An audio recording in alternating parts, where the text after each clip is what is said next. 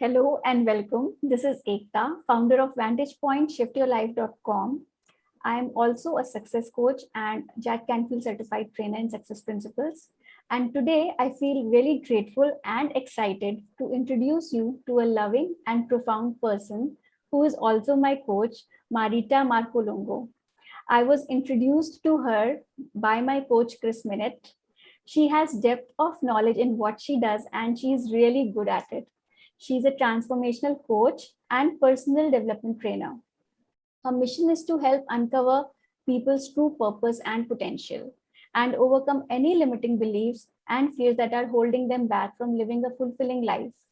She's a certified Jack Canfield Success Principles trainer, NLP practitioner, EFT practitioner, and a certified matrix reimprinting practitioner.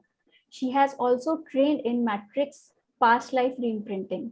She's also an architect. So let's welcome Marita.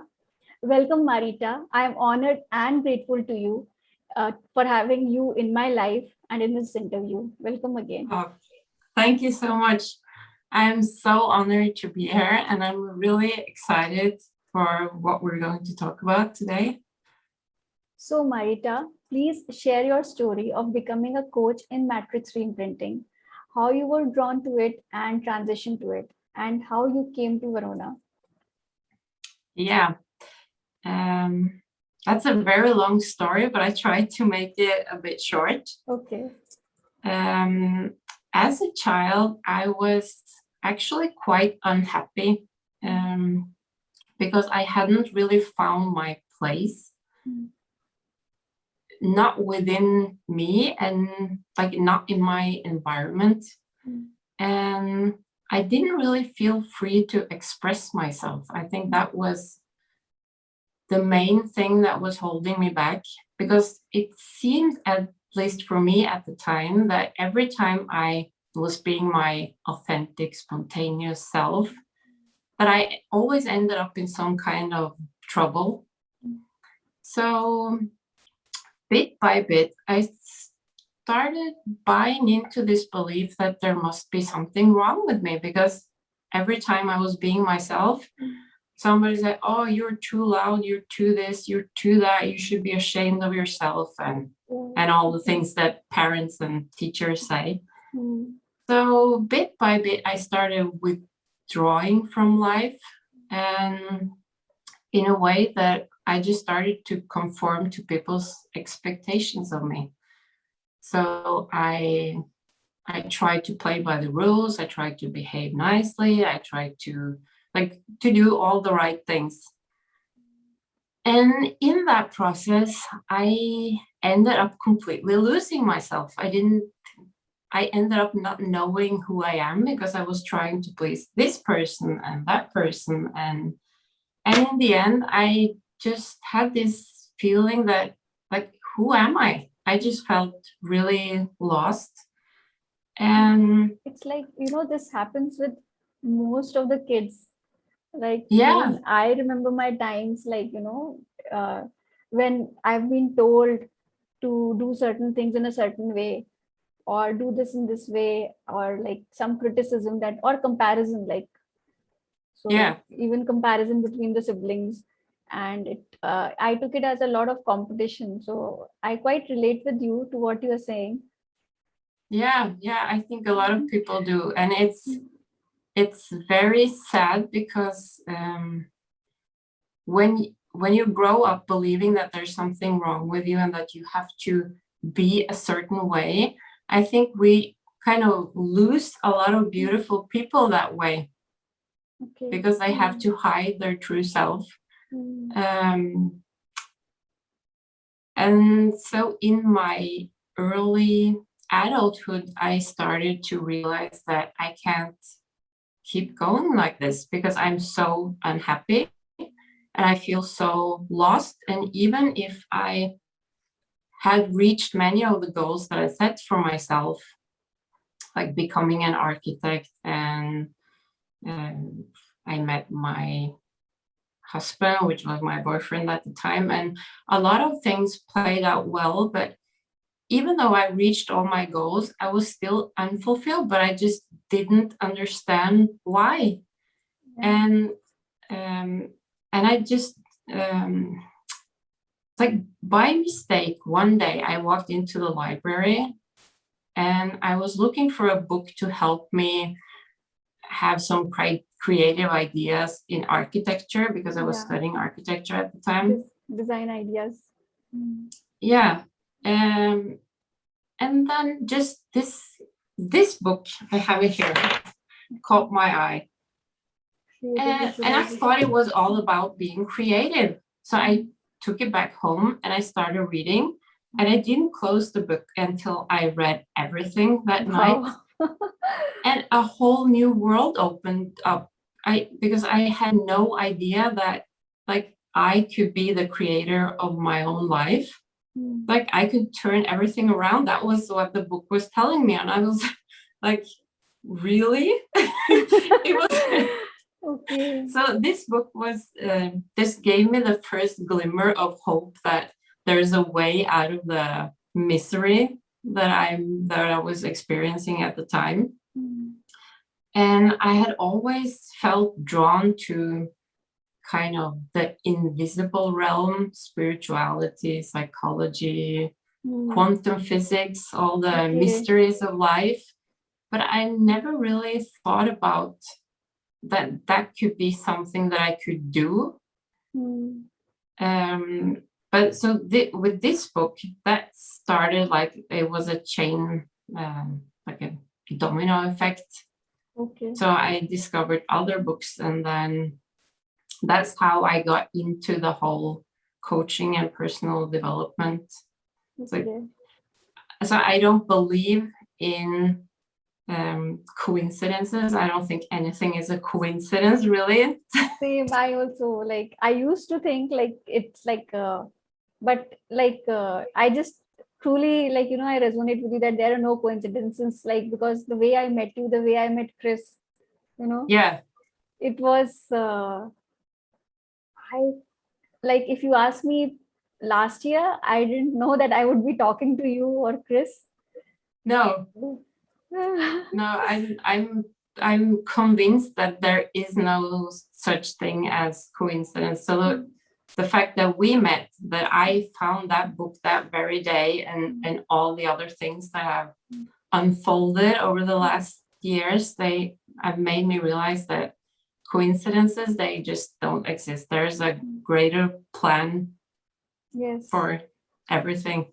Yeah, and also like what you said is a greater plan. Like we are the one, if we is the right word to say, like we are the people who stand in between, because we are repressed and suppressed as kids.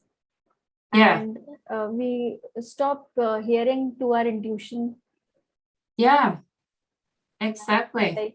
Like what you said, you just lost yourself, and it's happening with everybody. Yeah. So what happened? Like you did architecture, you started practicing, and then after marriage, you started getting into this work. Yeah, I worked full-time as an architect for 8 years.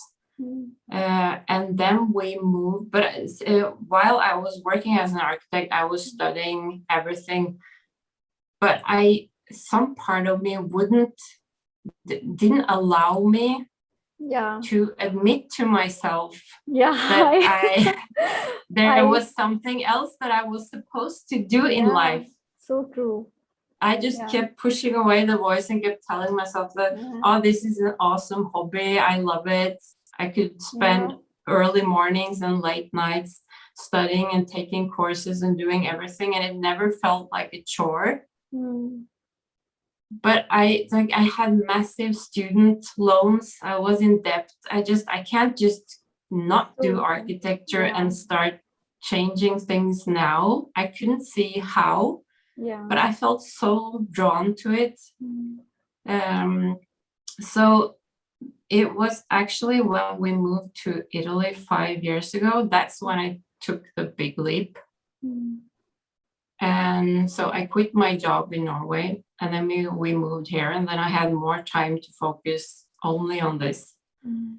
And the fact that I left behind the environment that kept my old self it's like you have an old identity. Yeah, I get to what you're saying. Yeah. Yeah. I'm struggling to find the words, but it's like when you're with the same group of people, they expect you to behave in a certain way. Yeah. And when you start to change, you will meet so much resistance. Yes. Yes. And I just, so when we came to Italy, nobody knew me. Nobody knew what to expect of me or anything. So I felt completely free to just reinvent myself.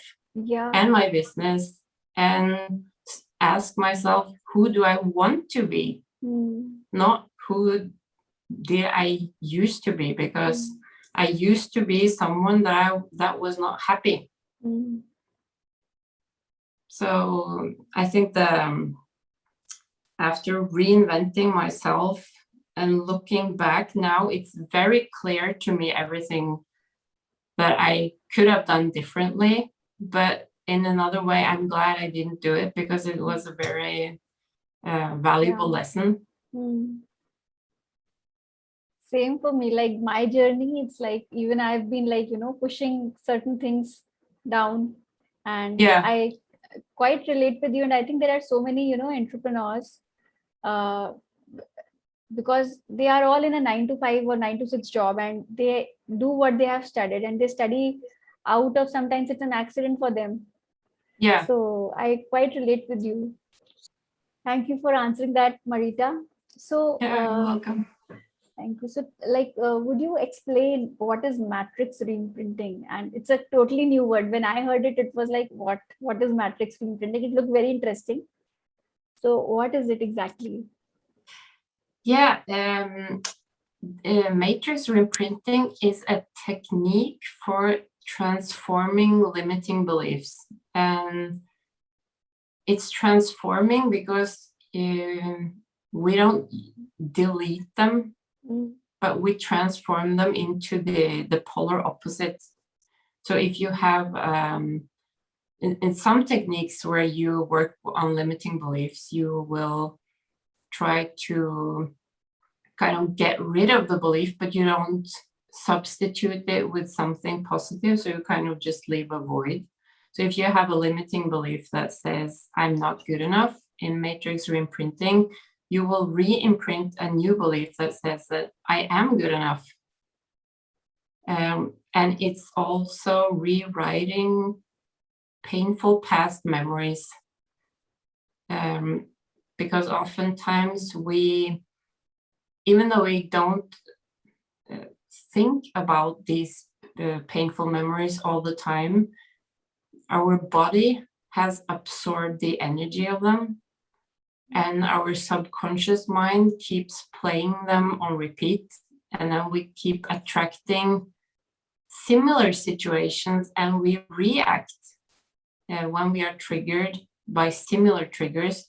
We often react in ways that are not very helpful for good living. And it also, so it helps you to free yourself of emotional baggage, and it also helps you upgrade your self-image, because when you change and transform your limiting beliefs and you let go of your emotional baggage, your self-image will improve, and often to an extent that you almost don't recognize yourself when you flip around all the limiting beliefs that you have. And the thing about the limiting beliefs that often there are many ways that you can have them, and reasons for why we have them. But the major thing is traumatic events. So let's say something happens to you as a child, and in that situation, you are completely helpless because you are a young child and you're not in control of the situation. So maybe the belief that you take away from that event is that I'm powerless. When something bad happens, I'm completely helpless. And if that belief isn't isn't changed, but it keeps growing within you, and you keep attracting similar events and responding to them in similar ways, then by the time you're an adult, if something bad happens, you're going to act like you are completely helpless, like a victim, not because you are, but because you believe you are, and we always act according to our beliefs. So do you mean to say like it might not be the same thing that is happening in reality, but because we have a belief? Is that true? Like I remember we did a session together, and I was like, I equated love with attention. Yeah. So and it was quite transforming, I remember. And like, if I see now, I'm a totally different person. Yeah. And Because you when you have a belief, let's say you have a belief that it could be any belief, and that it puts a filter on how you view the world. So you will view the world through that belief, and when you take the filter off, everything you see changes. yes, Even though nothing has really changed physically, yes, it will appear to be like a completely different world. yes. Yeah, it's So quite an awakening experience. Like when that yeah, it's as a release. Like I used to take out myself from all the equations, yeah, and I used to like impact my business relationships or networking also in that same way. Like if there are a couple of people, I'll take myself out of the equation, because yeah, I learned to handle that like that since childhood. yeah. So how do you Yeah, think? that was a learned response to Yeah. that particular belief. Hmm. So how do you think that this can help entrepreneurs, like emerging coaches, like who are trying to set up their business from scratch? I think that a lot of entrepreneurs are still carrying around the labels they were given as children.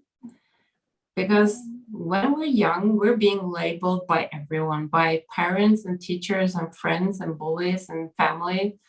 And we can be labeled as stupid, lazy, you can never get anything right, or you can always, maybe you were always the brilliant one, or the one who's nice, the clown of the school. It's like we have all these labels, and if they are repeated enough times, it becomes who we are. Yeah. Regardless if we want to have them or not. I don't think anyone wants to be dumb. But Yeah. if people keep repeating it, it becomes who you are, and a part of your self-image. And when you have this self-image that is based upon other people's labels of you, if those labels are good, then great. But oftentimes they are not that great. So as an entrepreneur, if you were labeled someone who could never get things right, or you're always late, or you're stupid, or you're not talented, you're never gonna make it, then that's like a very bad starting point. Yes. So I think Yeah. that matrix reimprinting can help you dissolve those labels once and for all, so you can see yourself for what you are and your true potential, which has nothing to do with the labels. Those are just imagined limits that are given to us by other people. Yeah, even sometimes by teachers. Yeah. So And I don't think that, I think a lot of teachers, they don't know the power of their words.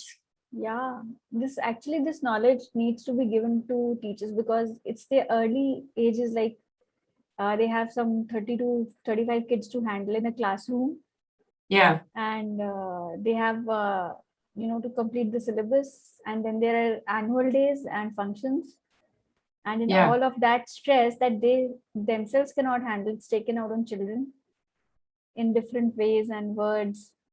Yeah. And like I think this needs to be out there in schools, like how you need to, like, parenting is one thing, but then teachers also play a major role Yeah, they if they do. do not label kids. Yeah. To maybe to educate both parents and teachers and the kids, so that they grow up knowing that even if someone gives you a label, that's not who you are. Yeah. And often, if you look at an example to illustrate this, it could be that, let's say that there's a student who he's very bright, but he needs to learn things in a particular way. Yeah. And then the teacher doesn't feel equipped enough to be able to do that. So the teacher starts doubting himself, and that's not a good place. Nobody wants to be a bad teacher, so he just projects his own insecurities on the student, saying that you're stupid. Yeah. I'm telling you this, and you're not learning anything. So you're stupid. Yeah. But maybe it was the teacher who didn't teach the right way. Yes. But I think that if children learn this from childhood, that even if someone gives you a label, it doesn't define you. Just that alone will solve a lot of problems. My story is like I myself had an experience in my college years. Like I was in the second year, and if that can happen to me at that age, like after that I kind of limited myself in designing. Because my professor was like furious on me in front of so many people, and in architecture, like we tear our sheets also. I know. I know. It's so horrible, and it's a bad experience. Like, what is this kind of learning that we are trying to portray? I feel that way. Like, it's kind of ragging, if I can put it in those words. Yeah. It's not a good experience for a student who is learning and expected to have a perfect design on sheets and then present it, and then if it's not working, you just tear the whole sheet out. No. By your own hands, because the professor has asked you. After those days I stopped speaking for my design, and it was really good after a period of time when in my offices, and I learned, no, I can design. It's really good. And but it kind of lingered for quite a long time, until I through my own designs and through different appreciations, I realized, and this is like I'm talking about second year of my college, so I was a grown up. Yeah. No, that's the exact same thing happened to me, and those are experiences that really stick with you if you don't have the tools to handle it when it happens. Yeah. And awareness also, like why someone is behaving like that. With you. There could be, it's not personal, right? Like once you said that it's not personal, they are what they are. Yeah. So thank you for answering that, and it was a complete explanation of what is matrix reimprinting and how it is helping emerging entrepreneurs. I feel, as everyone needs it, and like if you are on our entrepreneurial journey, like if you have a goal, which revenue, marketing, administration, we all need this, something that holds us back. So thank you for answering that. And what's one tip that you can give to entrepreneurs who have just started their journey to start their coaching agency or consulting business? What is that one tip? Yeah. If I was to pick just one, it would be to keep your focus on what you want to offer and to give people rather than what you're out to get, because it has become I think quite an issue, it seems, for entrepreneurs, especially with all the huge online marketing machine, the get the client, get the money, get the deal. And I think that if you're doing business from a place of getting, you will repel clients more than you will attract them, because people pick up on that energy. So I think that if you can come from a place of genuine interest and have the focus on how can I best help this person solve their problem. And I think if you do it, if you focus on what they want rather than what you want, then the selling part and the earning part will solve itself. It's like a natural consequence of giving excellent service. And I think that it's like everyone can relate to being sold to by someone who's just it's just for their own advantage, that they want to sell you something. You never want to buy anything from these people. You just get away. Yes. So I think it's easy to lose this focus because everyone out there now is so focused on, like, especially for entrepreneurs, how to get more clients. It's how they how they use the words. I would like to add that some of the marketing courses are even sharing principles like productization, commoditization, marketing message. This is how it will work, otherwise it's not going to work. So I think yes, and some even I lost myself sometimes. Like it's so much noisy out there. It's very noisy. And I think that's why true purpose is so important, Marita. Don't you think so? Yeah. Have your purpose written in one sentence and just focus on that. Have it as a mantra each day to keep yourself, to pull yourself back on track, because it's so easy to get lost in the jungle. Everyone tells you that.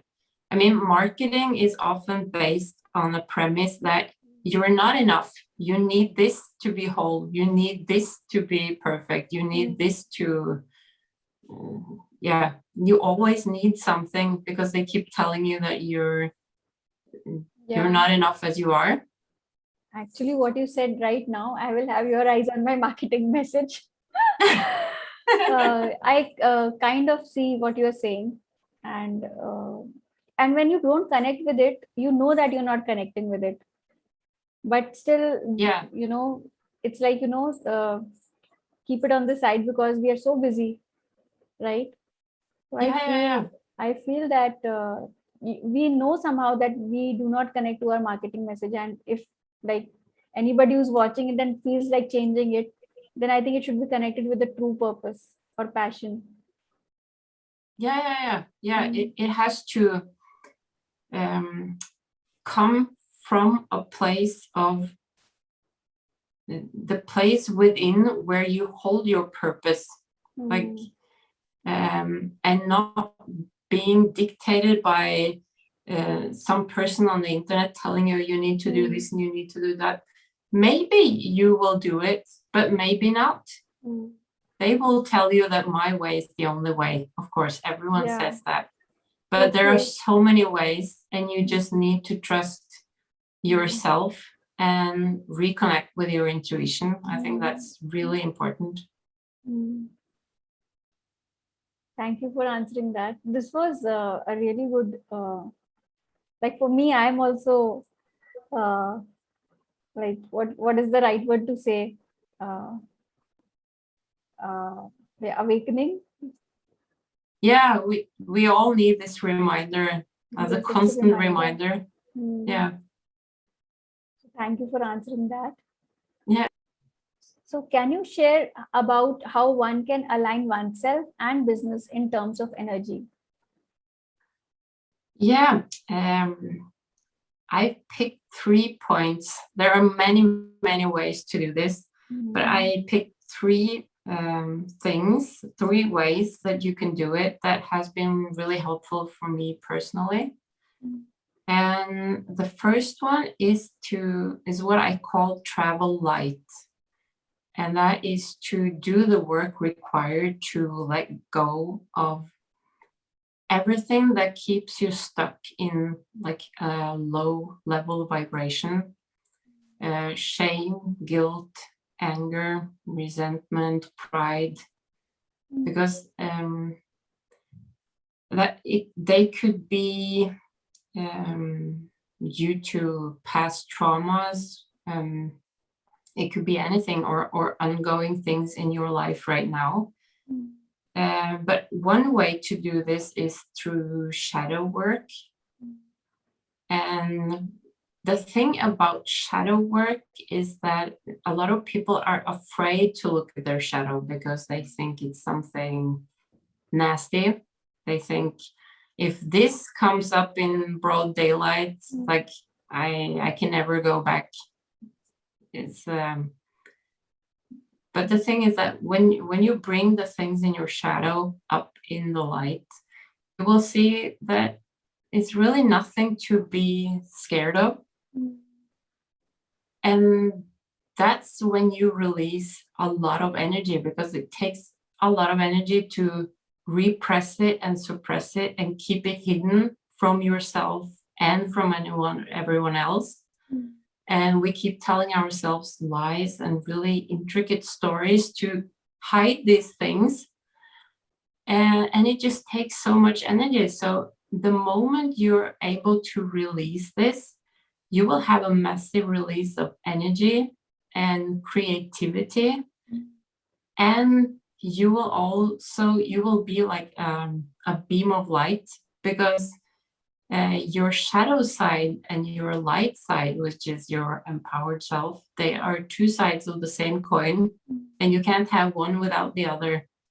So when we put a lid on our shadow and push it away, we do the same thing with our light. Okay.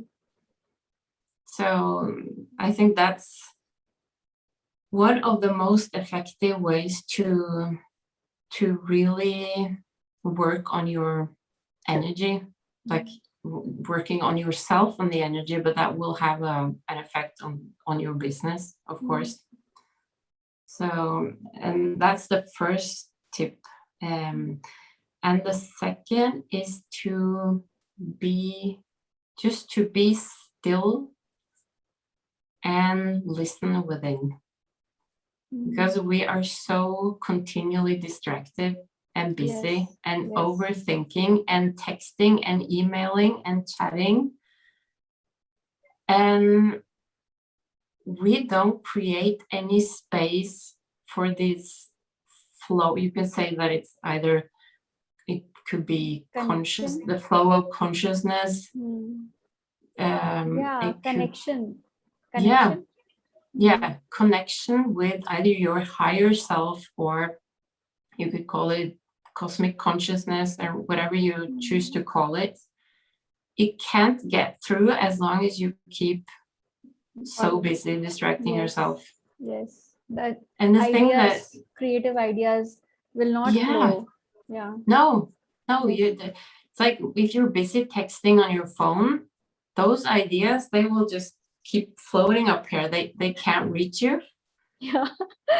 So there are many ways to do this. You can either meditate, you can go for a walk in a silent place, you can just take a break, you can take a shower, you can do yoga, you can do. I'm not here to tell people exactly what to do, but because you know what it means to you personally to just disconnect from outside disturbances. But I think people don't do it enough. They think that if they need to get a great idea for their business, they go straight to Google ideas. Yes. But I think, and you can get some good ideas from Google, but I think the really great ideas, they don't come from Google. True. I've experienced what you're saying, like they come when you are rested. Yeah. So it's like true inspiration. Yeah. And like it's good to have an idea book when you are near your bed, because they mostly come when you are trying to take rest or playing a sport. Because yeah. I completely agree with you. Like I see what you're saying. Yeah. I think we say that, but it's so boring. It's I can't just sit here and do nothing, but actually you can, and I think it will save you in the long run a lot of time. Yes. Some people say, but I don't have time to sit there and do nothing. But the ideas, the value of the ideas that can come to you, there's really like there's no you can't measure it. Yes. Somehow I remember Joe Vitale right now. He talks about inspired action. Yeah. And he says that inspired ideas, act on them very quickly. Yeah. Exactly. Yeah. And like, you will know when they come, because they have a total different energy to them. Yes. This is very interesting. So like how energy and business are related is like you become in flow of the energy that's passing until unless you don't stop and connect. Yeah. Yeah, you need to keep the channel open. So and this connects to the third third one. Yeah, the third one, which is for every important decision you have to make, either in life or in business, ask yourself a simple question: do I choose this based on fear or based on love? And this might seem a bit cheesy for business owners, like love, like what is this? But it can really change the trajectory of your life and your business completely, because a lot of us take fear-based decisions. So true. I'm blown away with this answer. I've been procrastinating on one thing since 1 week. Out of fear, I'm not taking that decision. Yeah, and we often do that because it's things are uncomfortable, and we are scared. And then, but what we don't realize is that by running away from something out of fear, you're not running towards anything good. You're just basically running away from fear and creating further problems down the road. But if you move towards love, you will move away from fear. So it's kind of it's a mind trick, like, when you think about it, but it's very beautifully said today, Marita. Like what you're saying, I've never looked at what you're saying like this. Like when you move away from fear, you're actually moving towards love. Yeah, it's like if you're when you're moving towards love, out of love, fear just falls away. But if you are moving away from fear, just to move away from fear, but not to move towards love, you're just trying to avoid fear, then you're on a path, a fear path. So you will find yourself with similar obstacles and even bigger fears down the road when you make fear-based decisions. They don't feel good when you take them, and it doesn't feel good afterwards. That's how you know that you made a decision based on fear. making a decision out of love, out of passion, and like in alignment with your purpose. It might be a scary step, but it's the right step and it feels good. So if your passion is to make, let's say it's someone who has never made a video, they're very passionate about something, they want to make a video, but they avoid making it because they're scared. Yeah. So then they choose fear and they are left unfulfilled, like stuck between a rock and a hard place. But if they choose love out of what they want to do and their purpose, then fear will just fall away. And the thing about if you make this the premise for making any decision, the trajectories will go like this. So after 1 year, it's this big difference. Yes. After 5 years, your life, you won't even recognize it. Yes. It's like,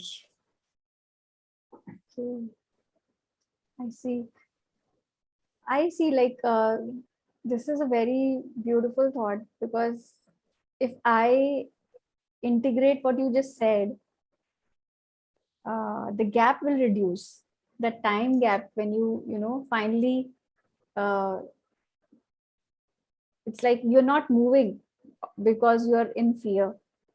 Yeah, you're completely stuck, just trying to avoid fear. Yeah. Thank you for answering that, Marita. This was a very beautiful answer.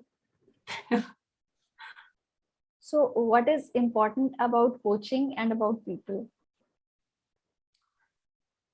Well, the most amazing thing about coaching is that it's kind of like a key that unlocks everything. It's because we deal with the mind, which is the one thing that governs all the experiences in your life.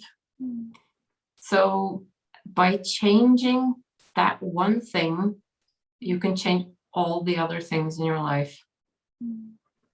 So a lot of people think that, oh, I need to get a better job to be happy. But that will solve only that problem at that specific time. And then they find themselves having relationship issues. So now they have to fix that relationship. And it's always, I have to get this and do that and fix this. And it's kind of just going in circles. Yes. But if but they are changing things that have already been created by the mind. So it's like you have to rewind and go back and change the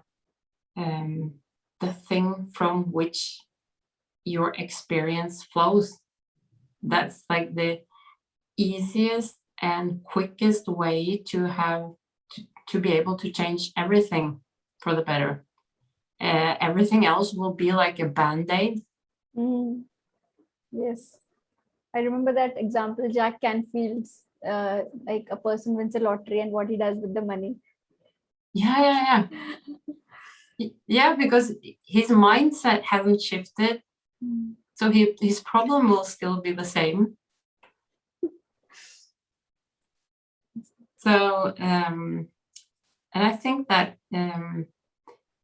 another thing with coaching is that every aspect in your life is connected. So if you work on healing your relationships, if you go to a coach to do only that, it's connected to everything. So you might experience that, oh, I'm actually more happy at my job as well. Oh, I'm able to earn more money.